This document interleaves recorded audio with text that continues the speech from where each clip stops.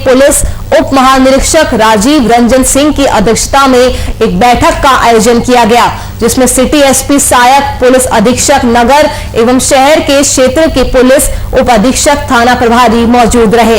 इस बैठक में ट्रैफिक संबंधित नए कानून को लागू करने एवं अंतर्राष्ट्रीय नशीले पदार्थ से संबंधित टास्क फोर्स गठन कर अभियान चलाने का फैसला लिया गया है।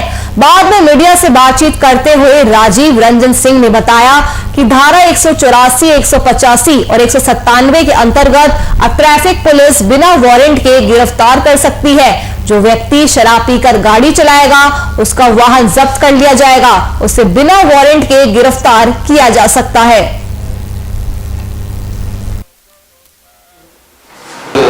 जैसा आप सभी जानते हैं कि भारत सरकार के द्वारा मोटर व्हीकल एक्ट में संशोधन किया गया है और झारखंड सरकार ने उस संशोधन को एक्सेप्ट किया है। इस राज्य में वो संशोधन लागू है। सुप्रीम कोर्ट के माननीय उच्चतम न्यायालय के निर्देशानुसार हर राज्य में एक कमेटी बनी है जो ट्रैफिक से रिलेटेड किए गए कार्यों को मॉनिटर कर रही है। इसके पीछे माननीय उच्चतम न्यायालय का उद्देश्य यह है कि एक्सीडेंट से जितनी डेथ हो रही है, आप सबों को पता है कि भारत देश में एक साल में लगभग 1.5 लाख से ज्यादा लोगों की डेथ हो जाती है ट्रैफिक एक्सीडेंट और 5 लाख से ज्यादा लोग घायल होते हैं। और इसी खबर पर ज्यादा जानकारी के साथ हमारे साथ ब्यूरो चीफ लाला जबीन जुड़ चुकी है। लाला, इस बैठक में क्या कुछ खास रहा, किन किन बिंदुओं पर चर्चा की गई? नुपुर, ये जो बैठक हुई जो वो डीआईजी जो है यानी कोल्हान के डीआईजी राजीव रंजन सिंह के अध्यक्षता में एक बैठक बुलाई, जिसमें सिटी एसपी और जो भी सहायक पुलिस अधीक्षक नगर एवं शहर के जो क्षेत्र के पुलिस उपाधीक्षक थाना प्रभारी उपस्थित रहे। और इस बैठक में जो सबसे बड़े जिस बिंदु पे बात हुई वो ट्रैफिक संबंधित नए कानून को लागू करने और अंतर्राष्ट्रीय नशीले पदार्थ से जो संबंधित टास्क फोर्स गठन का कर अभियान चलाने का इस बैठक में निर्णय लिया गया है।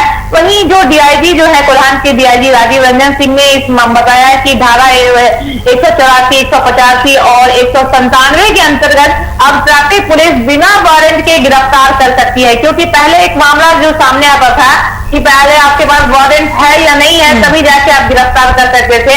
तो अब बिना वारंट के भी ट्रैफिक जो है ट्रैफिक पुलिस गिरफ्तार कर सकती है। जो व्यक्ति शराब पीकर गाड़ी चलाएंगे उसका वाहन जब्त कर लिया जाएगा, उसे बिना वारंट के गिरफ्तार किया जा सकता है।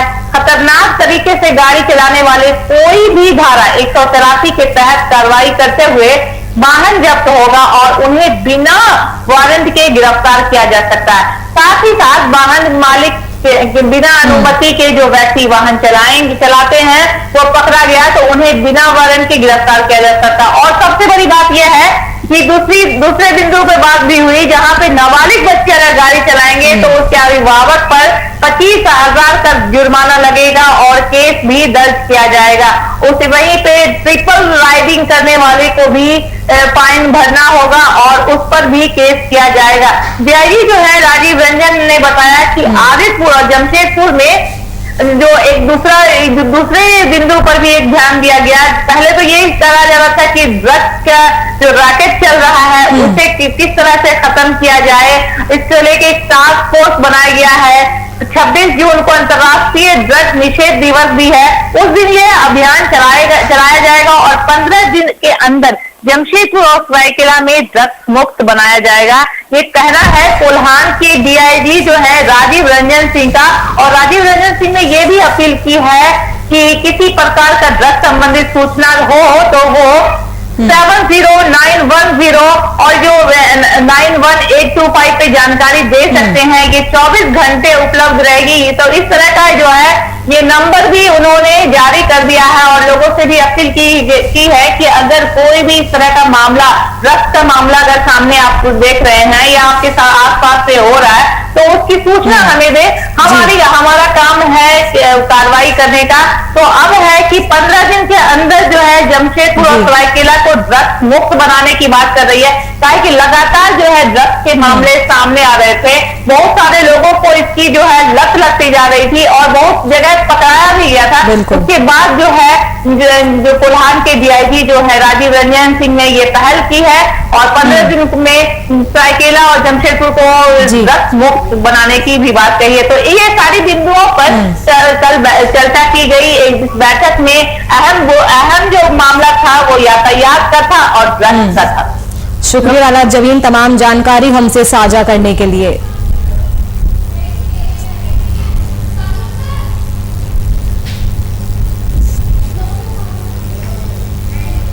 तो कोल्हान पुलिस उप महानिरीक्षक ने बैठक का आयोजन किया।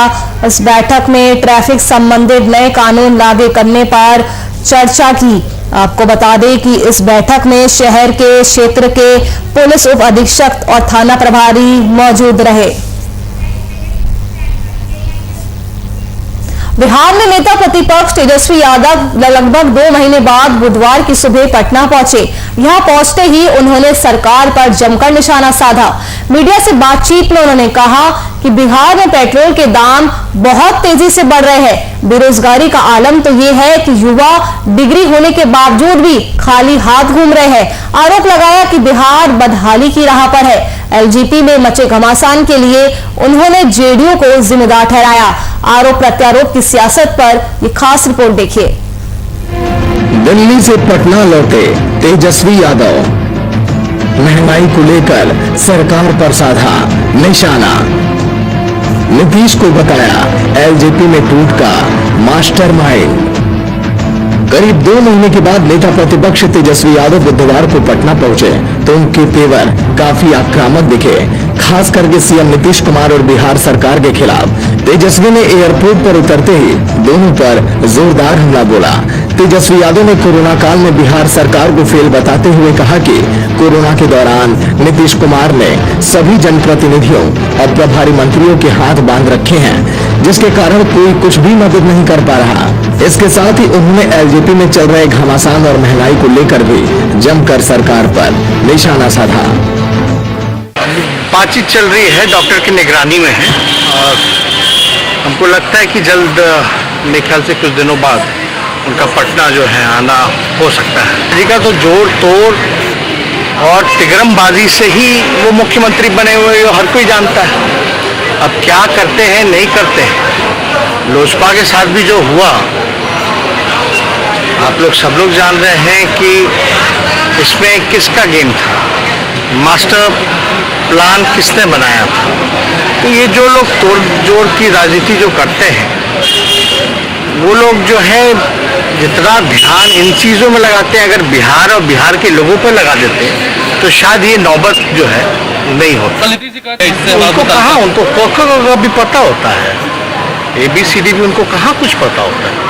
वो तो सुबह ना अखबार पढ़ते हैं ना कुछ पढ़ते हैं। हम लोग तो भली भांति हम लोग तो जानते हैं, रह चुके हैं, उनको कुछ पता नहीं होता। लेकिन फिर भी उनको तो ये भी नहीं पता होगा कि 27 जिलों में पेट्रोल का डीजल जो है 100 रुपये पार हो गया होगा। उनको ये भी नहीं पता होगा कि बिहार जो है बेरोजगारी का केंद्र बना हुआ है। उनको ये भी पता होगा कि सारे लोग जो है कोरोना, बाढ़, पानी में सब लोग तबाह हैं, पुल बनते फिर टूट रहा है। वहीं तेजस्वी के पटना लौटने के सवाल पर जेडीयू ने चुटकी ली है। जेडीयू एमएलसी नीरज कुमार ने कहा कि कोरोना काल में गायब रहने के बाद नेता प्रतिपक्ष तेजस्वी को राज्य की जनता से कोई मतलब नहीं है, वो सिर्फ वोट बैंक के तौर पर बिहार वासियों का इस्तेमाल करते हैं। विपक्ष के नेता माननीय तेजस्वी यादव कोरोना काल में 228 ट्वीट और पूरा लालू परिवार 1319 ट्वीट का और रीट्वीट का गवाह बना। नई दवा याद किया कि कोविड संकट से अगर लड़ना है तो ट्वीट के माध्यम से, रीट्वीट के माध्यम से माननीय तेजस्वी यादव जी, माननीय नीतीश कुमार जी का जीवन का हर क्षण बिहार के विकास के लिए, बिहार के लोगों के जीवन की बेहतरी के लिए समर्पित है। अनर्गल बयानबाजी कर करके मीडिया में जगह पा सकते हैं, जनता ने तो आपको रिजेक्ट किया है। तेजस्वी यादव की पटना लौटने के बाद इस बात के भी आसार जताए जा रहे हैं कि लालू यादव की तबीयत अच्छी रही तो वो भी अगले महीने तक पटना आएंगे। लालू के बिहार आने को लेकर उनके शुभचिंतकों से लेकर सत्ता पक्ष में बैठे लोगों तक की निगाहें उन पर जमी हैं। अब देखना ये होगा कि लालू यादव कब तक बिहार लौटते हैं और उनकी एंट्री के बाद से बिहार की सियासी समीकरण में कितना फेरबदल देखने को मिलता है। Bureau report, VIP news. अगर आप पटना में हैं तो अलर्ट हो जाइए और कोरोना की गाइडलाइंस का पूरी तरह से पालन कीजिए। ऐसा इसलिए कि अनलॉक में कोरोना बैक हो रहा है। अनलॉक में 48 घंटे में 27 से 71 नए मामले सामने आए हैं। 24 घंटे में राज्य में 2 मौतें हुई और दोनों पटना में हुई है। पटना में एक्टिव मामलों की संख्या भी 48 घंटे में 342 से 377 पहुंच गई है। 24 घंटे में बिहार में 298 नए मामले सामने आए, जिससे एक्टिव केसेस की संख्या भी घट गई है। अनलॉक के साथ ही पटना में लापरवाही दिखने लगी है। पटना के प्रमुख बाजारों की अगर बात करें तो वहां सुरक्षा को लेकर कोई सख्ती नहीं है। दुकानों पर सामान्य दिनों की तरह ही भीड़ दिख रही है।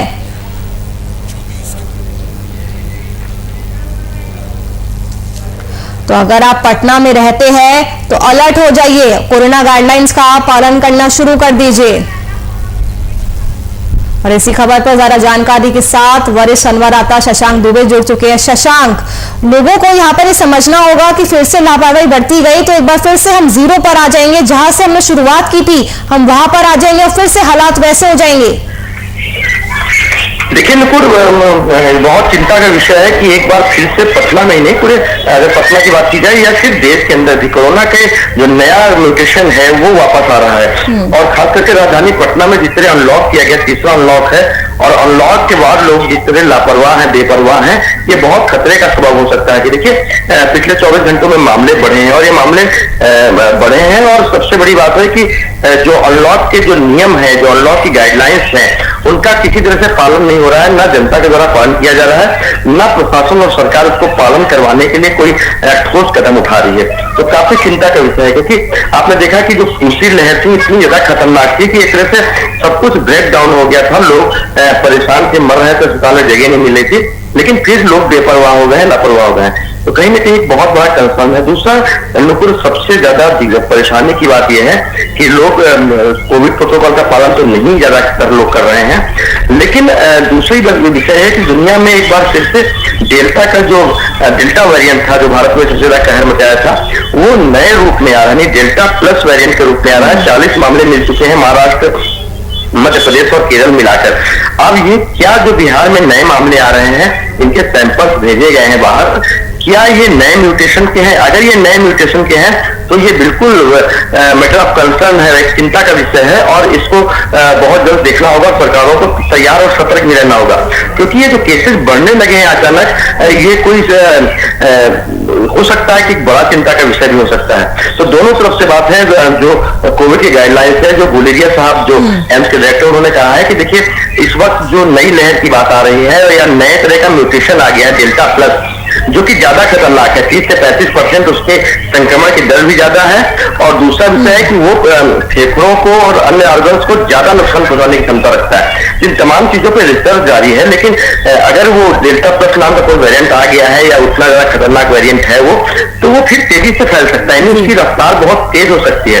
तो जो केसेस बढ़ रहे हैं, कहीं वो डेल्टा प्लस के तो नहीं है, ये इसकी जांच के लिए सैंपल भेजे गए हैं। तो लोगों को बहुत ज्यादा सतर्कता की जरूरत है, बहुत ज्यादा सावधानी की जरूरत है, और सरकार को भी शायद रिकंसिडर करना पड़े एक सप्ताह के अंदर कि वो क्या फिर से जो ढील ज्यादा दे दी गई थी उसको कड़ाई करते हैं। और सबसे महत्वपूर्ण बात है कि लोगों के अंदर खुद के जो प्रोटोकॉल है, खुद का जो बिहेवियर है वो कितना चेंज होता है, क्योंकि लोग जैसे ही कुछ चीजें ढीली होती हैं, कुछ चीजें कमजोर पड़ती हैं, वो अपने बिहेवियर में चेंज कर देते हैं। तो डबल सेट है, एक पहला सेट है कि अनलॉक करने पर लोग बेपरवाह हो गए, लापरवाह हो गए हैं और कोविड प्रोटोकॉल का पालन नहीं कर रहे हैं, और दूसरा नए वेरिएंट की दस्तक भी हो चुकी है, और ये जांच का विषय है, हालांकि इसकी जांच की शशांक, बीच में पटना में हालात बिल्कुल ठीक हो गए थे, क्या वजह है कि मामले एक बार फिर से बढ़ने लगे हैं? क्या लोगों की लापरवाही है इसके पीछे? क्योंकि अक्सर देखा जाता है जैसे जैसे सरकारें ढील देना शुरू करती है, लोग बेवजह घरों से बाहर निकलना शुरू कर देते हैं, नियमों का पालन नहीं करते। जी बिल्कुल, देखिए जिस तरह से नए केसेस बढ़ रहे हैं, ये निश्चित रूप से लापरवाही का भी कारण है, क्योंकि जब केसेस घटे जब आपने लॉकडाउन लगा रखा था और जैसे ही अनलॉक किया, देखिए अनलॉक के 14 दिन के बाद केसेस बढ़ना शुरू हो गए, यानी अनलॉक के बाद जो लोग निकले हैं अब उनके अंदर इंफेक्शन ज्यादा हुए, हालांकि उतनी ज्यादा संख्या नहीं है, लेकिन मैटर ऑफ कंसर्न ये है, चिंता का विषय ये है कि केस बढ़ रहे हैं, और इससे भी ज्यादा मतलब मैंने पहले भी कहा कि चिंता का विषय ये है कि जो केसेस बढ़ रहे हैं क्या वो जो डेल्टा प्लस वेरिएंट है उनके हैं और उसके सैंपल भेजेंगे। तो देखिए दो तरह से चिंता का विषय है, हालांकि जैसे ही एक भी केस अगर बिहार में डेल्टा प्लस किया जाएंगे तो सरकार को बहुत कड़े स्टेप उठाने पड़ेंगे, क्योंकि ये जो वेरिएंट है डेल्टा प्लस, इसका जो फैलने की संक्रमण दर है बहुत तेज है, डेल्टा से भी 35% ज्यादा है। डेल्टा दुनिया का सबसे तेज संक्रमण करने वाला वेरिएंट था और डेल्टा प्लस उससे भी ज्यादा है, उससे 1.5 गुना करीब ज्यादा ताकतवर है और हार्मफुल भी ज्यादा है। तो इसके लिए सरकार को अभी से कुछ ना कुछ करना होगा, क्योंकि अगर वो डेल्टा प्लस वेरिएंट बढ़ा रहा है केसों को तो और दिक्कत की बात है, और अगर सामान्य रूप से भी केसेस बढ़ रहे हैं तो भी सरकार को कहीं ना कहीं अपने जो उन्होंने ढील दी है उस पर रिकंसिडर करना होगा या फिर कुछ कड़ाई से पालन करवाने के लिए व्यवस्था करनी पड़ेगी। शुक्रिया शशांक, तमाम जानकारी हम तक पहुंचाने के लिए।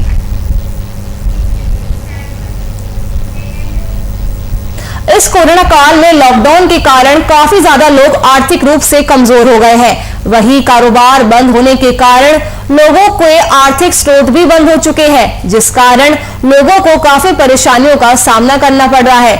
इसी बीच समाज के कुछ संपन्न लोगों के द्वारा असहाय लोगों की सहायता भी की जा रही है। वहीं बीजेपी के संस्थापक श्यामा प्रसाद मुखर्जी के बलिदान दिवस के अवसर पर सामाजिक कार्यकर्ता प्रदीप कुमार गुप्ता के द्वारा समाज के कुछ लोगों के सहयोग से पुरंदरपुर मोहल्ले में रहने वाले दिव्यांग युवक को 3 पहिया साइकिल निःशुल्क मुहैया कराई गई, ताकि दिव्यांग युवक साइकिल के माध्यम से काम कर घर का भरण पोषण करने में सक्षम हो पाए।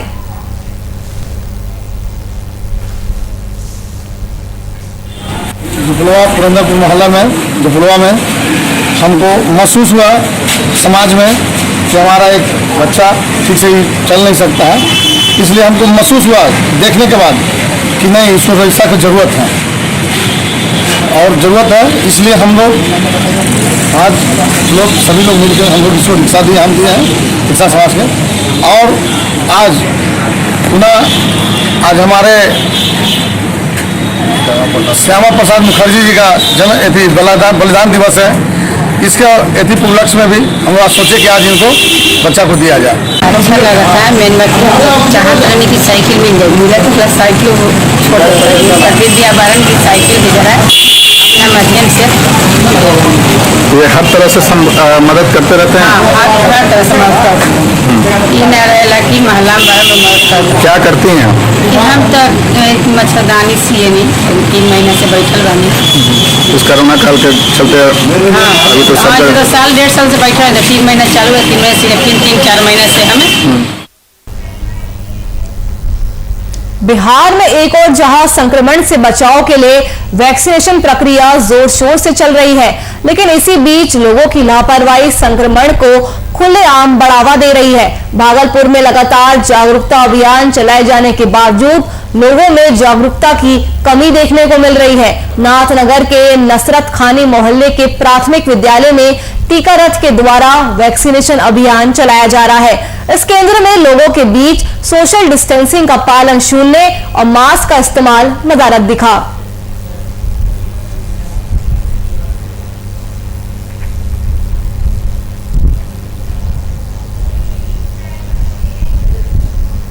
समस्तीपुर के आधारपुर में हुए ट्रिपल मर्डर मामले ने एक नया मोड़ ले लिया है। इस मामले में मृतक उप मुखिया की बेटी और मामले की प्रत्यक्षदर्शी ने घटना के कारण को पानी को लेकर विवाद नहीं बल्कि सीएसपी में हुई लूट को बताया है।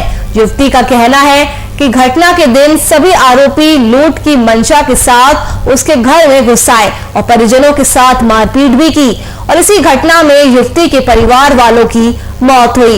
बता दें कि पूर्व में घटना में मुफस्सिल थाना क्षेत्र के आधारपुर में दो पक्षों के बीच हुई हिंसक झड़प में 3 लोगों की मौत हुई थी। फिलहाल पुलिस मामले में छानबीन कर रही है।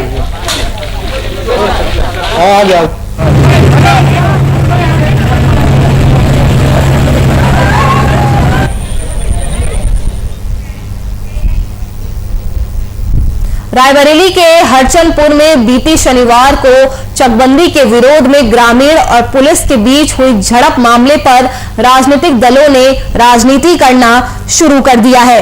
आपको बता दें, दरअसल जिले की सदर तहसील के गुनावुर का मंगलपुर गांव में बीते शनिवार को राजस्व की चकबंदी टीम गांव की जमीनों की पैमाइश करने पहुंच गई है।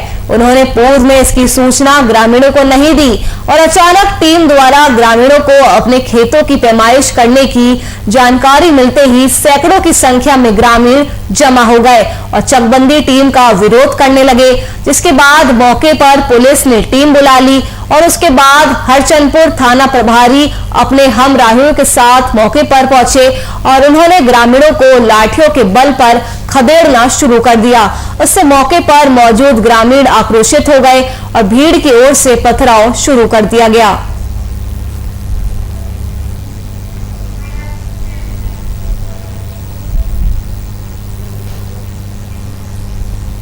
चलिए, फिलहाल के लिए इस बुलेटिन में मेरे साथ इतना ही। देश और दुनिया की तमाम खबरों के लिए आप देखते रहिए VIP न्यूज। नमस्कार।